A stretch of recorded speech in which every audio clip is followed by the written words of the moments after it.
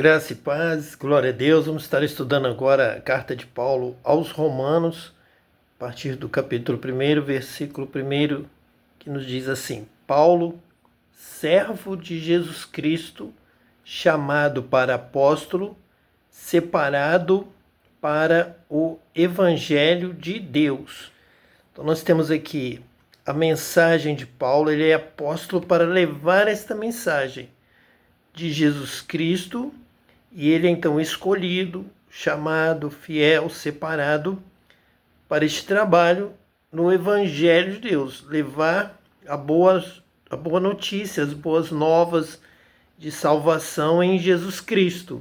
Paulo é o apóstolo, então escolhido, separado, chamado, e ele é fiel para cumprir esse chamado e obedecer a Deus pregando este Evangelho. Versículo 2: o qual antes prometeu pelos seus profetas nas santas escrituras. Então nós temos aqui um fundamento nas escrituras que nós chamamos de Antigo Testamento, que justamente são as escrituras conhecidas por Paulo. Paulo tem a mensagem dos profetas lá do Antigo Testamento. É o que ele possui para pregar, para instruir, para entender ele próprio essa promessa de Deus, do Evangelho de Deus em Jesus Cristo, a mensagem de salvação para toda a humanidade, a vinda do Messias, então anunciada pelos profetas nas Santas Escrituras. Jesus mesmo vai afirmar isso. Isso é um fundamento dos nossos estudos aqui, é quando Jesus diz que examinais as Escrituras, porque vós cuidais ter nela a vida eterna, e são elas mesmas que testificam de mim. Então, a vida eterna estava prometida na fé, no conhecimento do Messias, no que o Messias traria, a palavra de salvação, que é conhecimento, fé e prática. Batismo com o Espírito Santo para dar poder para você entender o Evangelho, conhecer a Deus, conhecer a vontade de Deus e viver uma vida transformada, com arrependimento, com conversão. Então, uma vida que agrada a Deus, andar na luz. Essa é a vontade de Deus revelada pelos profetas nas Santas Escrituras. É o que nós vamos encontrar aqui, é o tema de Paulo para os Romanos. É justamente essa questão dessa nova vida em Cristo, no Messias. Está aqui já no versículo 3, que diz assim: acerca de seu filho, que nasceu da descendência de Davi, segundo a carne. Então é o Filho de Deus que vai trazer o conhecimento de Deus, a revelação da luz, da palavra, da glória de Deus, do que Deus aceita, o que Deus quer de cada um de nós. Então nos levar a entender a palavra e nos batizando com o Espírito Santo, nos dá entendimento pelo Espírito, pela revelação, e nos dá poder, nos dá força, condição de viver de acordo com a palavra de Deus, e assim agradar a Deus e andar com Deus. Salvação é andar com Deus, é ter a palavra de Deus de vida eterna sobre nós, estarmos na luz onde Deus está. Ali está a eternidade de Deus. Versículo 4. Declarado Filho de Deus em poder, segundo o Espírito de santificação, pela ressurreição dos mortos, Jesus Cristo, nosso Senhor. Então nós temos aqui já toda aquela palavra lá da criação, do Gênesis, da declaração, declarado Filho de Deus em poder. Então vem a palavra de Deus, haja luz.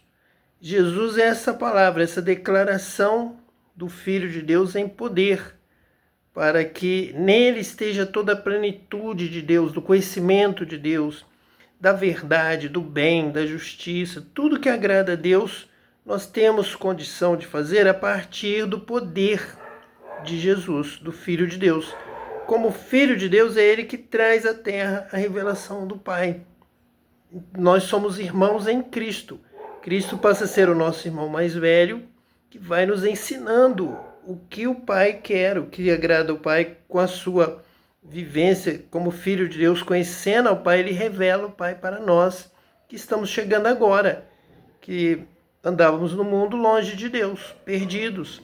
E agora vem o nosso irmão mais velho, Jesus, Filho de Deus, o primogênito, o unigênito primeiro, e ele nos torna, nos converte, nos chama para sermos irmãos em Cristo, filhos de Deus, em poder, segundo o Espírito de santificação. Aqui é toda uma referência ao Gênesis, tanto a palavra, declarado Filho de Deus em poder, a palavra de Deus, Jesus é o verbo de Deus que se fez carne e habitou entre nós, vimos a sua glória, glória como a do unigênito do Pai, está lá no Evangelho de João, estas palavras, então, que Jesus revela a Deus, a palavra de Deus, segundo o Espírito de santificação, porque lá no Gênesis também é mencionada a presença do Espírito de Deus que pairava sobre a face das águas. Então, já na santificação, já na previsão, no anúncio de que ali na presença do Pai, do Filho e do Espírito Santo há a santificação, a luz, a justiça, todas as coisas corretas, honestas, toda a sinceridade, toda a verdade, todo o amor, toda a alegria, toda a paz, todos os dons que agradam a Deus, tudo que é luz, tudo que traz bênção, tudo que traz vida plena, vida com abundância, tudo que traz alegria, tudo que traz felicidade. Então é isso que Deus, o Pai, o Filho e o Espírito Santo querem de nós e querem para nós. E querem que nós o obedeçamos também para levar isso para o nosso próximo. Amar ao nosso próximo como a nós mesmos. O que eu quero de melhor para a minha vida, eu tenho que desejar e praticar e agir para que o meu próximo também receba. Eu quero sorrir, eu quero ser feliz, eu quero paz. Eu tenho que trabalhar pela paz. Ser um mensageiro da paz, da felicidade, da alegria, da vida com Deus, das bênçãos de Deus, até mesmo do batismo com o Espírito Santo, todas as coisas boas de Deus, tudo que Deus tem para nos dar, eu tenho que buscar orar para a minha vida, para a minha casa, para a minha família e para o mundo todo. Se eu consigo amar a todos, até os meus inimigos, até os que me perseguem, então eu sou um filho de Deus, porque Deus faz o sol nascer, faz a chuva cair na terra de todos e o sol brilhar sobre todos, toda a humanidade. Sejam o que for, de qual religião for, da maneira que agem, você acha certo, você acha errado, Deus abençoa todos. Então é isso que nós temos que ser como filhos de Deus, amar, socorrer até o desconhecido, como os samaritano fez com um homem que ele não conhecia, mas que havia caído nas mãos dos salteadores, estava quase morrendo, e o samaritano deu o que tinha, ajudou, socorreu, com o seu dinheiro, com o seu vinho, com o seu azeite, tudo que ele tinha, ele usou para que o homem desconhecido dele fosse curado e ressuscitasse e tivesse nova vida. É justamente o que está aqui, ó. Pela ressurreição dos mortos, Jesus Cristo, nosso Senhor. Então Jesus também ressuscitou para que nós possamos ressuscitar, viver plenamente, viver com Deus eternamente. Então esse é o maior amor do mundo, o amor de Jesus, que morreu por nós, sendo nós ainda pecadores, para que possamos ser salvos.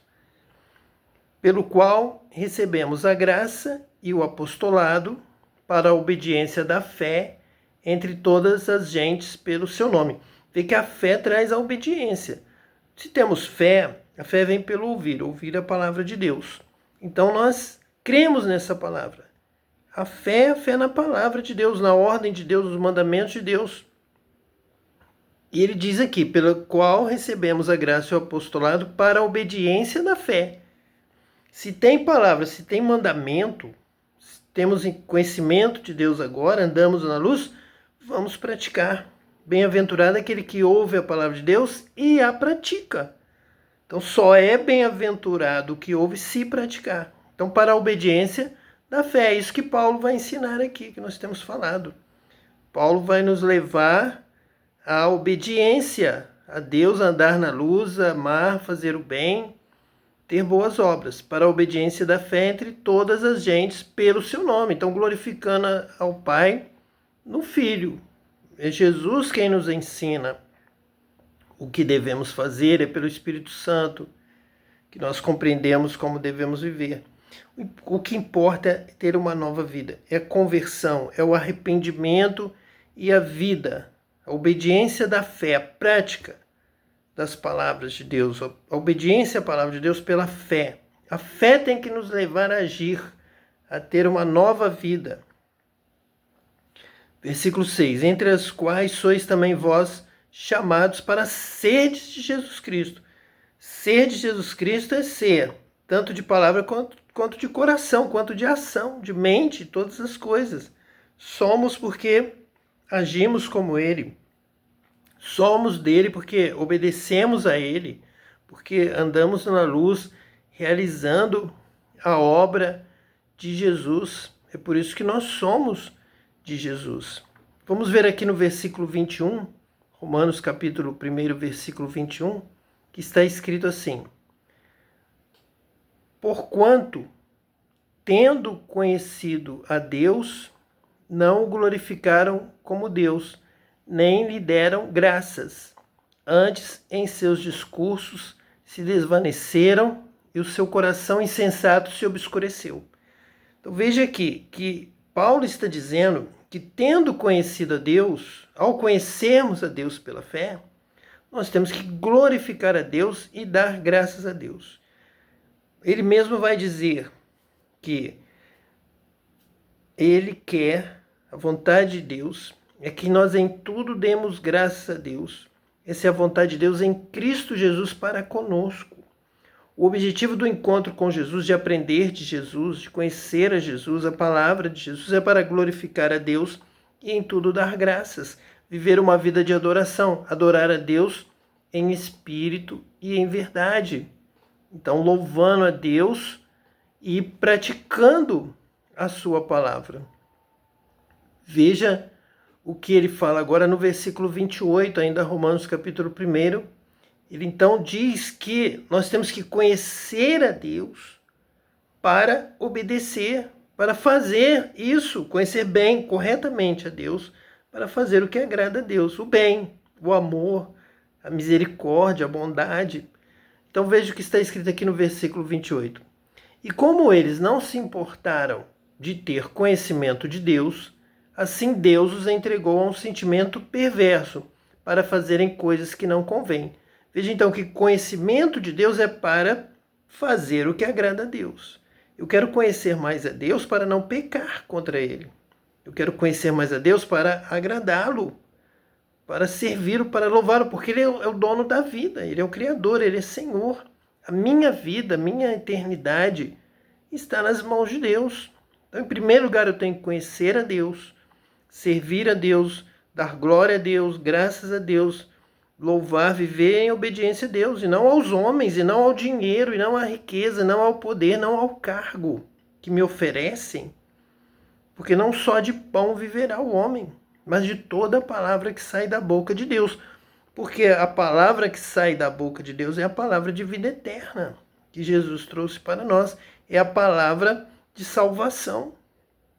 Então não podem me oferecer um pão, e em troca do pão uma desonestidade, uma mentira, um roubo, algo errado que vai me levar a pecar e a ser destituído da glória de Deus. É isso que nós vamos ler aqui agora.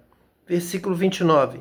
Estando cheios de toda iniquidade, fornicação, malícia, avareza, maldade, cheios de inveja, homicídio, contenda, engano, malignidade, sendo murmuradores, difamadores, aborrecedores de Deus, injuriadores, soberbos, presunçosos, inventores de males, desobedientes aos pais e às mães, nécios, infiéis nos contratos, sem afeição natural, irreconciliáveis, sem misericórdia, os quais, conhecendo o juízo de Deus, que são dignos de morte, os que tais coisas praticam, não somente as fazem, mas também se agradam dos que as fazem.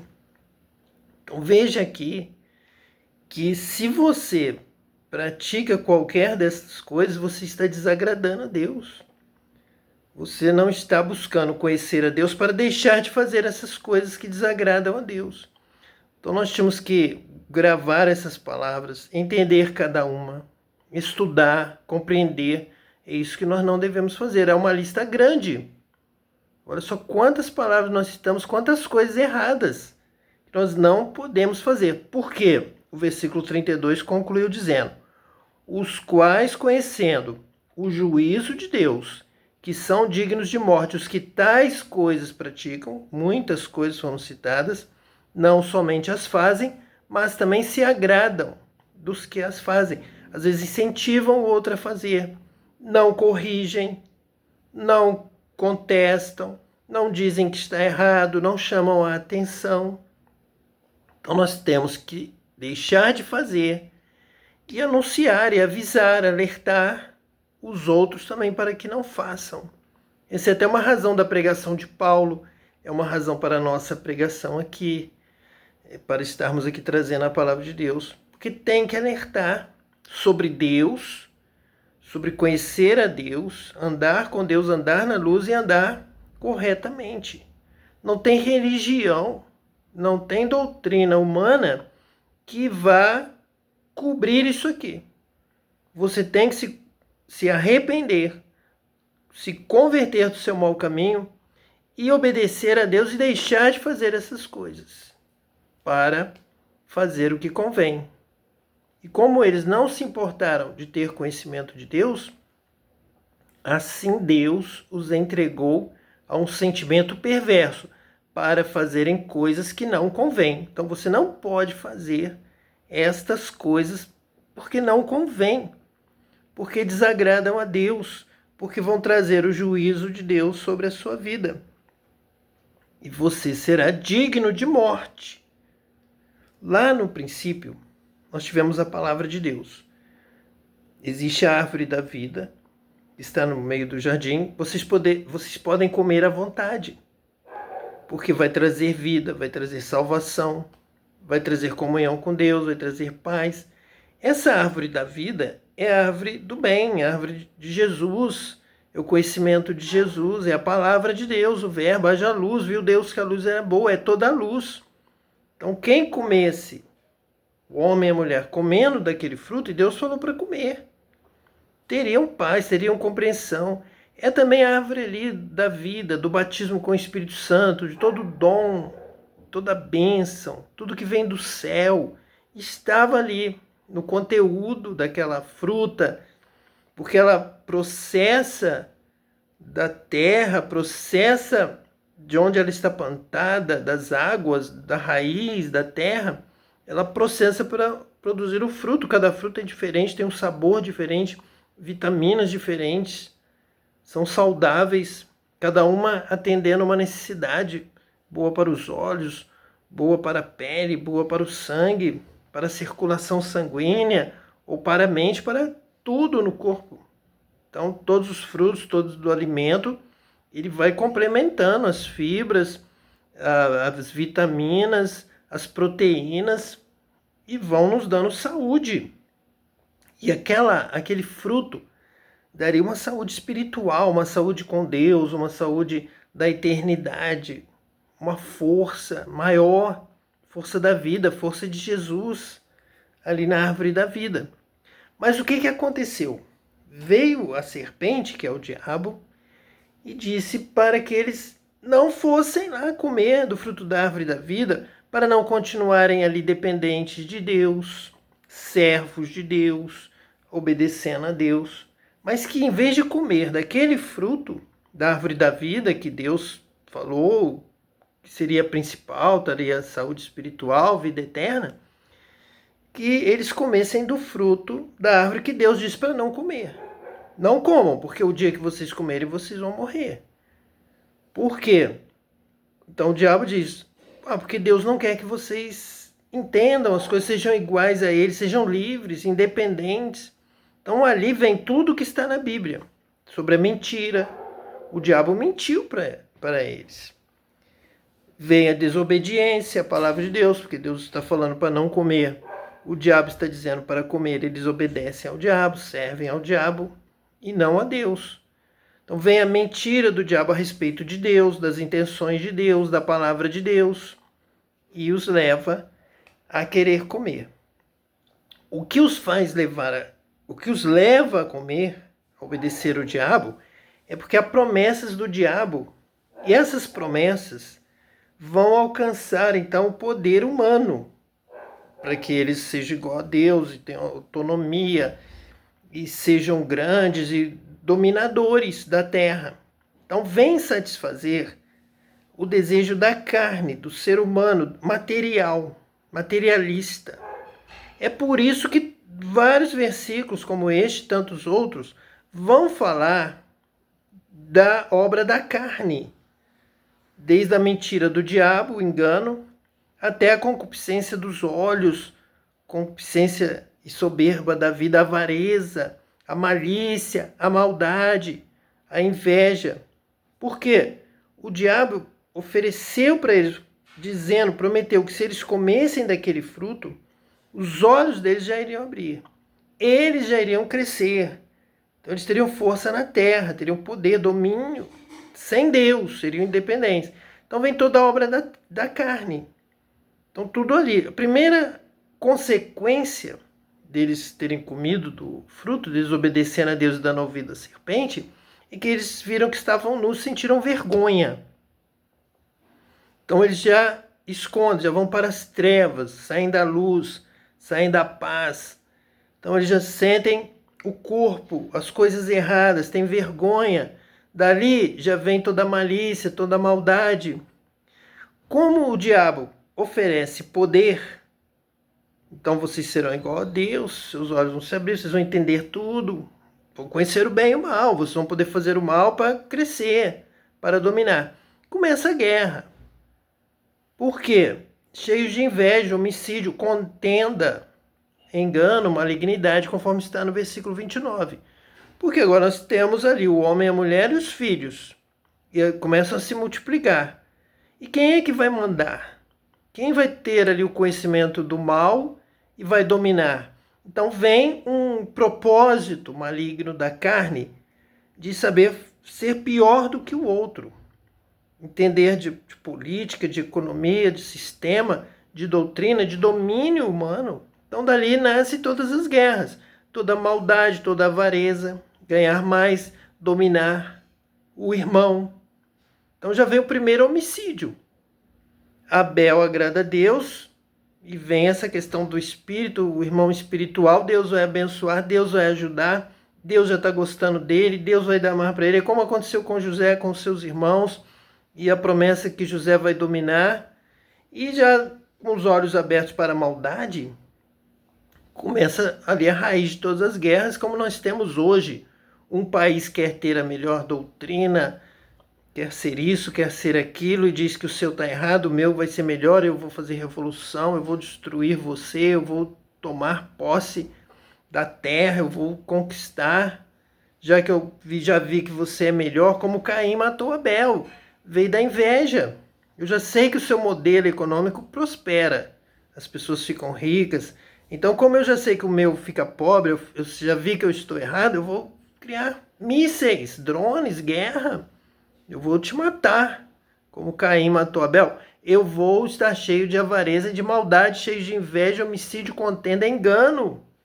Vou me aliar ao diabo, que ele é o rei da mentira, da maldade, da malignidade, para ele me dar aqui um sistema para dominar o mundo. Porque lá no princípio ele prometeu que se nós comêssemos do fruto do conhecimento, nós iríamos ter estratégias para dominarmos a terra sem Deus. E veja quantos princípios aí são criados para dominar o mundo sem Deus. Um ateísmo, materialismo, que enfatizam lá toda a origem. Está tudo lá em Gênesis. E levam a crescer o ódio à carne, a mentira, sem afeição natural, irreconciliáveis, sem misericórdia, são soberbos, presunçosos, difamadores, murmuradores, porque eles querem destruir o irmão para liderar, tomar o poder que o diabo promete. Então o diabo oferece, como foi lá na tentação de Jesus: se você me adorar, eu vou te dar todos os reinos. Mostrou, levou lá no pináculo levou lá, mostrou todos os reinos da terra, levou lá no alto do monte, falou: aqui são todas as nações. Então muitos hoje estão ouvindo aí os conselhos do diabo para mentir, para difamar, usam um modelo aí de crítica ao sistema.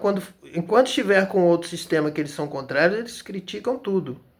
Mas se eles tomam o poder, ninguém mais pode criticar, senão vai ser preso, vai ser morto. Então, toda aqui uma instrução diabólica, um modo mentiroso, enganador. São enganadores, cheios de maldade, malícia, homicídio. O diabo é mentiroso e é homicida, desde o princípio. Porque o diabo está em guerra contra a humanidade. Se Deus, que é a verdade, diz que se comerem desse fruto vocês morrerão, e o diabo te incita, ele é o tentador para a morte, ele é homicida. Ele matou, então mata aquele que lhe obedece.